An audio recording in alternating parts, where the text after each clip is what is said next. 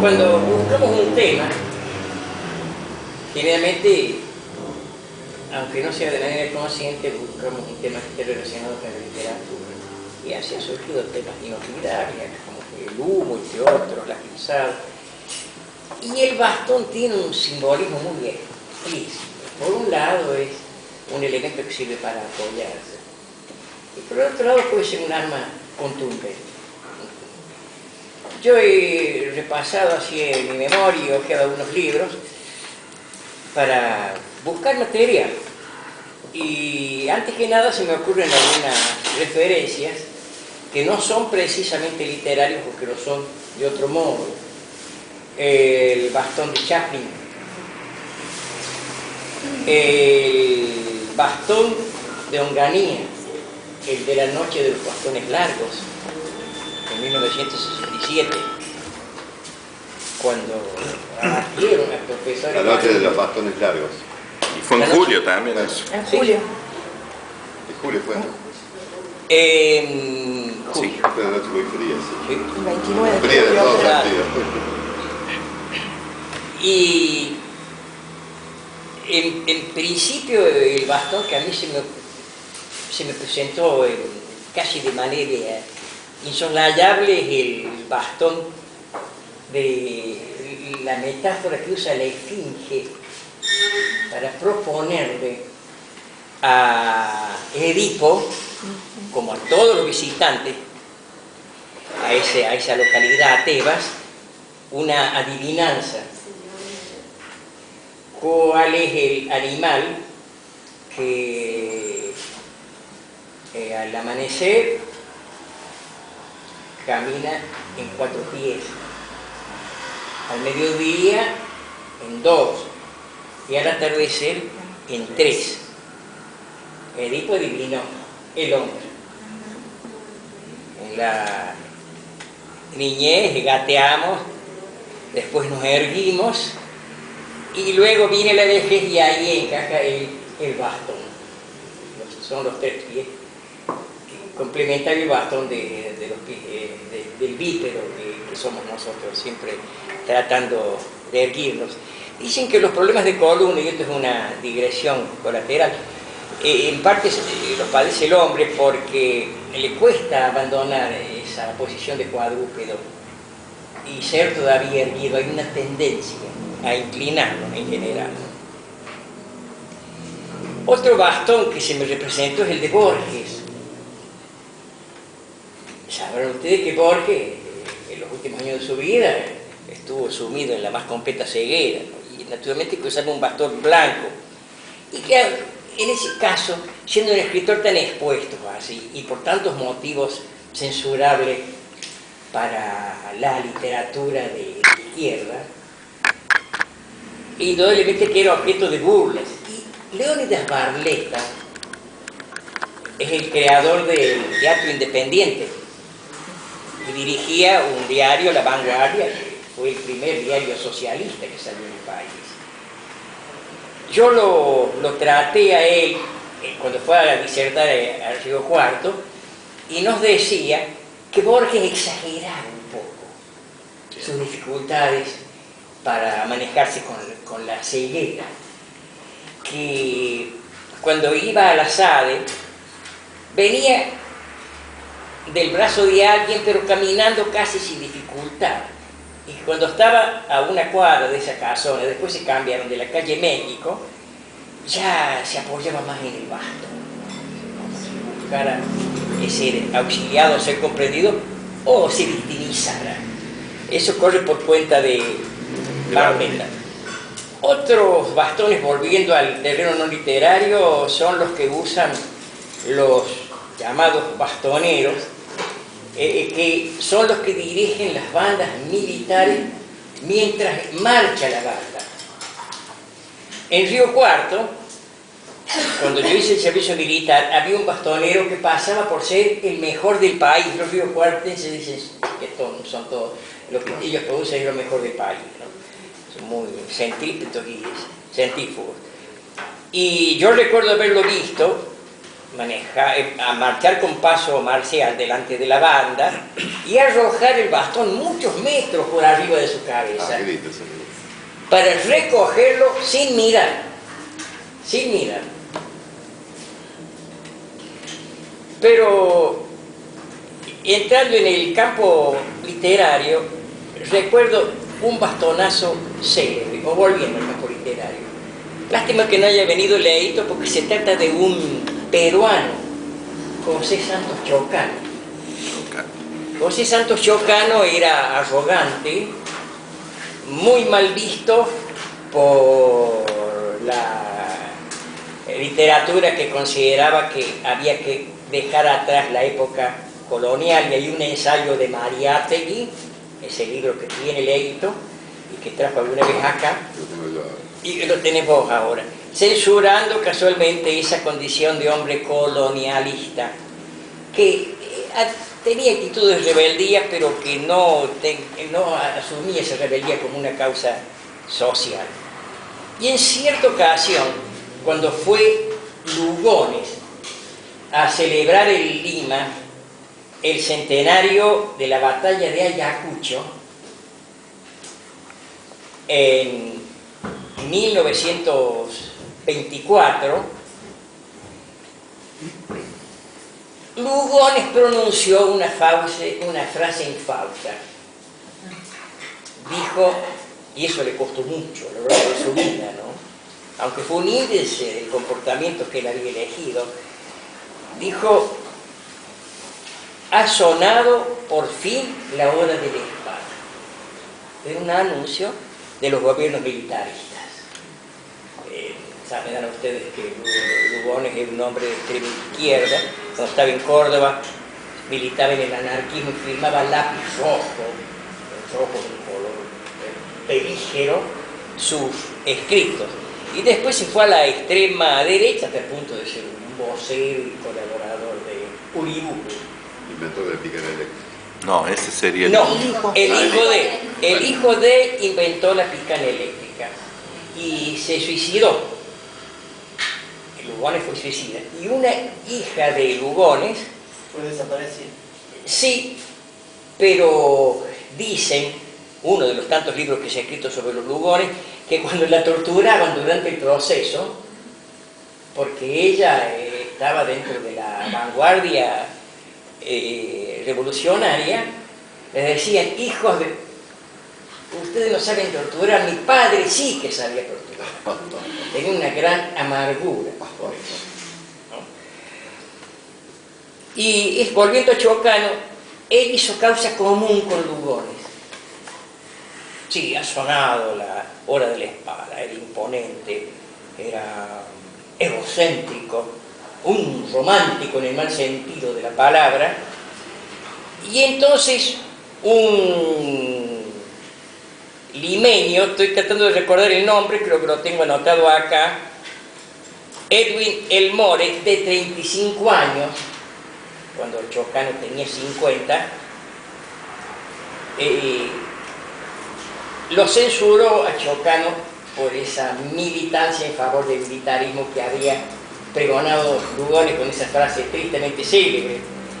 Y ocurrió que Chocano le contestó con toda altanería, insultándolo a este limeño. Se encontraron en cierta ocasión. El limeño era un hombre tan alto como Chocano, pero atlético, Elmore, y hubo palabras de grueso calibre. Entonces Chocano le quiso pegar con el bastón. Y ahí aparecen estos símbolos, ¿no? Le quiso pegar. Y el otro le quitó el bastón y le dio un golpe bien acertado en el plexo y lo arrastró del cuello después. Entonces, mientras lo iban arrastrando, Chocano, esto es historia pura, no es una anécdota literaria, sacó un revólver y lo mató a ese escritor. Lo había en cierto modo humillado, lo mató. Pero como Chocano tenía mucho y alcanzó a estar en un cuarto para ciertos alojamientos de un hospital en Lima, un año y 14 meses estuvo preso y después lo soltaron, no pudo continuar la causa, todavía se estaba sustanciando el proceso y quedó en libertad. Y después Chocano fue a Chile detrás de un tesoro. Y parece que sospecharon de él como que había negociado con alguien que le podía dar datos acerca del lugar y eso no se lo contó a su grupo, entonces lo mataron a Chocano, a este limeño del bastón ostentoso y arrogante, lo mataron mientras iba en un tranvía en Chile. Y sus últimas palabras, lo bajaron los pasajeros del tranvía, lo pusieron en un taxi y le dijo al taxista: ¿cómo le va, mi estimado Diván? Apúrese, chofer, que me duele mucho el corazón. Terminando esta introducción, yo quiero leerles una estrofa de un poema de Góngora. Ustedes me van a decir, como en ese cuento famoso de Tisera, ¿qué es lo que decís? ¿Se acuerdan ustedes que van dos en una moto y uno de ellos le habla en difícil y a cada rato? Mira cómo nos envuelven los himenópteros volátiles. ¿Qué es lo que decís? Los mosquitos, le aclaran. Ustedes me van a decir lo mismo. Okay. Cuando yo lea... Castellano antiguo.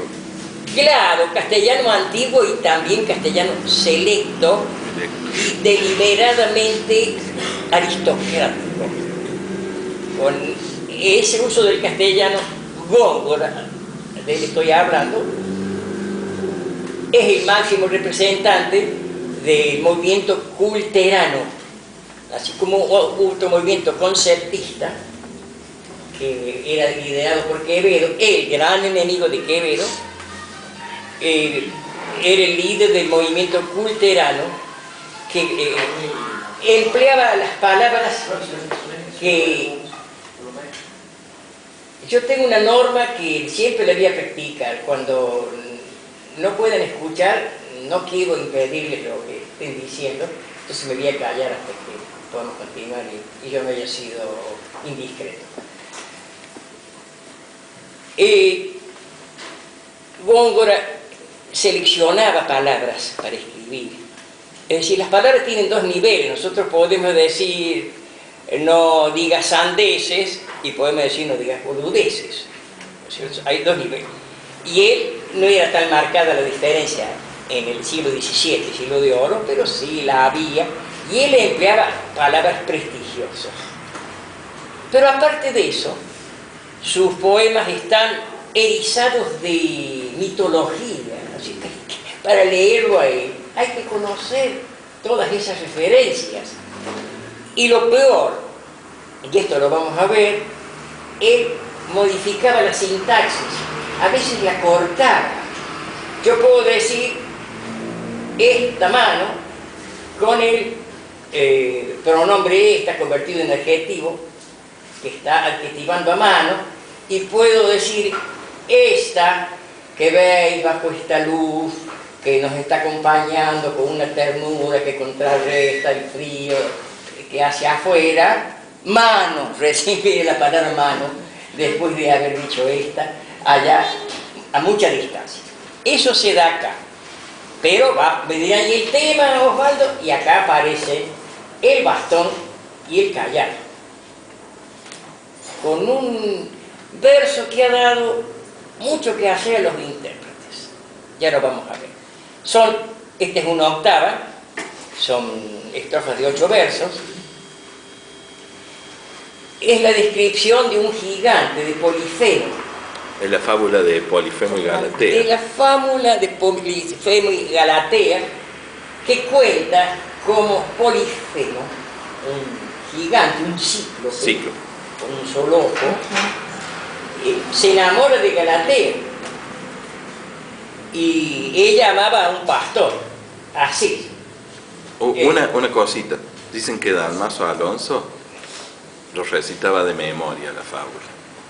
No me extraña, es el hombre que más ha hecho con un trabajo implacable y conmovedor por explicitar todo lo que dicen esos versos, que si no leerlos, créanme que a todos nos haría decir, che, ¿qué es lo que decís? Y acá describe, entre otras cosas, aparte de describir la choza, esa imagen de formidable bostezo de la tierra. Este pues formidable. Hay ya una inversión de la sintaxis. En lugar de decir este bostezo le llama metafóricamente a la entrada de la gruta donde se guarecía el cíclope, que era como un bostezo por su redondez y por ser abierta. Este pues formidable bostezo de la tierra, en lugar de decir este bostezo formidable de la tierra. Este pues formidable bostezo de la tierra bostezo.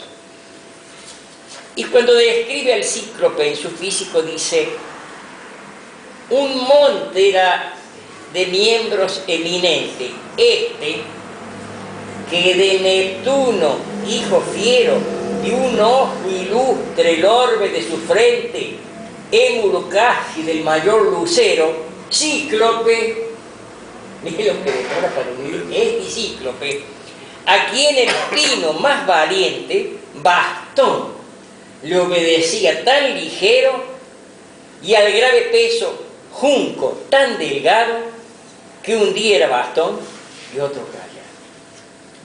Ese último verso, que un día era bastón y otro callado, ha desvelado a los comentarios. No ha sido explicitado del todo, aunque coincide con otro eminente gongorista, Alfonso Reyes, en usar la reflexión que más se ajusta a la lógica. El gigante emplea como bastón un pino. Miren la idea de su tamaño, ¿no? Entonces, al apoyarse en ese pino, un día hacía de bastón, porque el pino estaba erguido, pero después por el peso se fue encorvando. Esa es una de las explicaciones. Entonces pasa a ser callado. El callado era simplemente una vara que usaban sobre todo los pastores. Y lógicamente se curvaba. Entonces, por eso el final que ha dado tanto desvelo a los exégetas de estos poemas, como dije recién, implacables. El callado lo usaban los profetas también, ¿no? Sí, los profetas y entre otros, Yocaná, Juan Bautista. Claro. Era un más largo, pero bueno. Claro, se curvaba. Más fuerte, Osvaldo, y largo también.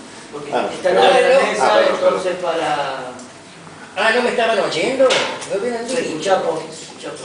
Más fuerte. Más fuerza, pues. Vamos. Este es mi vaso. No me digan sí, está proporcionado, porque es muy viejo. Voy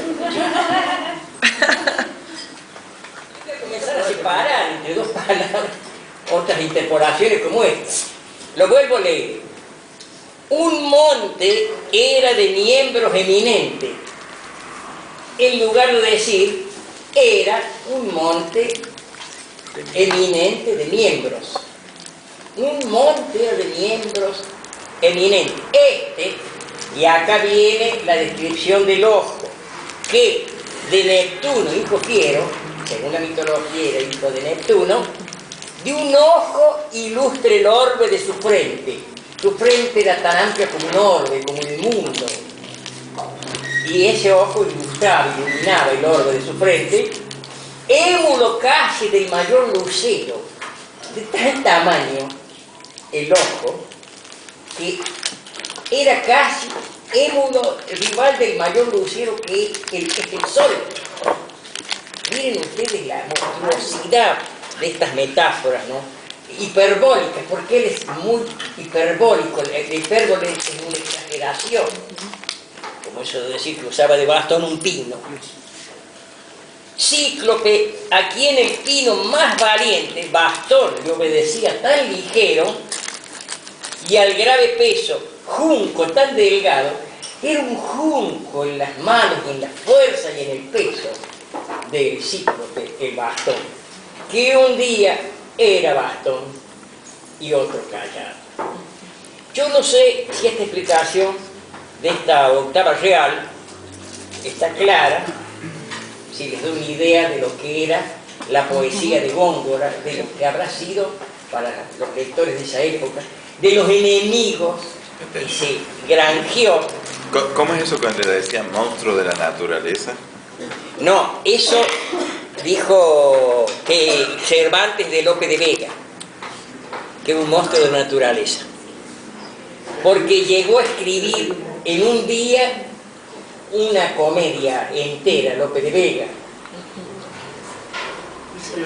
Y eso lo define unos versos que dicen que más de una en horas 24 pasaron de las musas al teatro.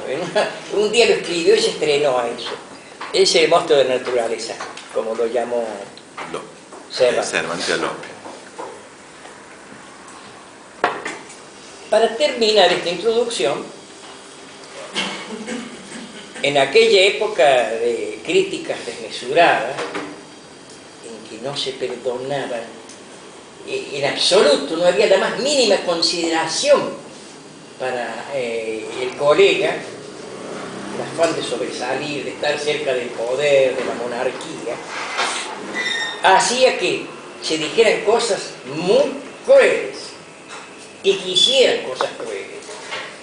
Quevedo compró una casa que Góngora alquilaba, la compró para echarlo y lo echó. Porquería de ti. Había un autor, Juan Ruiz de Alarcón, autor de la verdad sospechosa, que tenía ínfulas de nobleza y era jorobado. Y Quevedo, con esa suavidad que tenía, que le había envidiado a aquel caraqueño, le dice por ahí: tanto de corcovas tienes por delante y por detrás, que saber es por demás de dónde te corco vienes y a dónde te corco vas. También lo llamó hombre entre paréntesis, en el pecho abombado y la espalda, hombre entre paréntesis. Y se le cruzó a Quevedo un doctor don Juan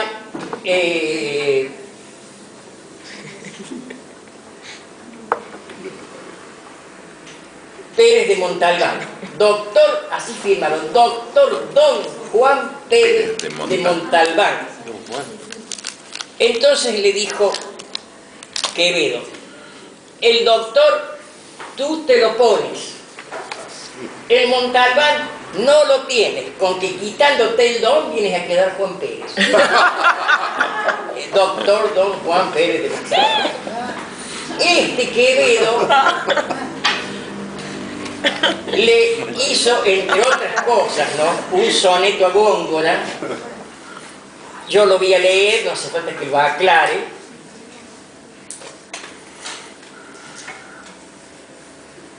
Y van a ver ustedes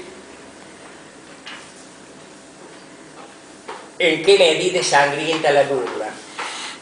Quien quisiera ser culto en solo un día, la Geri aprenderá gonza siguiente. Es decir, la palabra jerigonza la corta, extremando el procedimiento, y no cortaba palabras. Góngora cortaba palabras que estaban muy estrechamente unidas. La Geri aprenderá gonza siguiente. Y acá señala los ejemplos de las palabras que tiene que emplear el que quiera hacer poemas como Góngora. Fulgor, arrogar, joven, presciente, candor, construye, métrica, armonía, poco, mucho, sino, purpuracía, neutralidad, conculca, exige, mente, pulsa, ostenta, libra, adolescente, señas traslada, pira, frustra, artiga, cede, impide, cisura, petulante, palestra, liba, meta, argento, alterna, si bien, era una fórmula de Góngora, si bien, continuaba después, tiene una gramática pues, repitiendo mucho esa fórmula, a saco de estadísticas de eso, Dámaso Alonso. Si bien, disuelve, émulo, canoro, use mucho de líquido y de errante, su poco de nocturno y de caverna, anden listos, libor, adunco y puro. Es decir, él ilumina todas las, menciona todas las... No, es lo más suave, no le quiero hablar de otras cosas. Todos los vocablos que empleaba en su afán cultista. ¿De dónde surge la palabra culterano? Posiblemente por similitud fonética con luterano. En lugar de decir poesía culta o cultista, es poesía culterana. Y ahora entonces, yo que no he podido encontrar ningún poema en sí sobre el bastón, a lo mejor ustedes han tenido más suerte. Vamos a ver qué ha pasado en esas relaciones de la literatura con el símbolo que hemos elegido para esta noche, ¿no? Aclaro e insisto que el bastón puede significar ayuda, puede significar piedad y puede significar también, y si no, vean lo que le pasó a Chocano, que le quitaron el bastón porque quiso dar bastonazo y él tuvo que matarlo al otro, lo mató. Así que vamos a empezar. ¿Vos sabías cuál era el tema? Sí. Bueno, se ha dispuesto acá que no sea el mismo orden que siempre de la posición en la mesa. Así que te voy a convocar a vos. No traje nada. ¿No trajiste nada? Bueno, por extensión entonces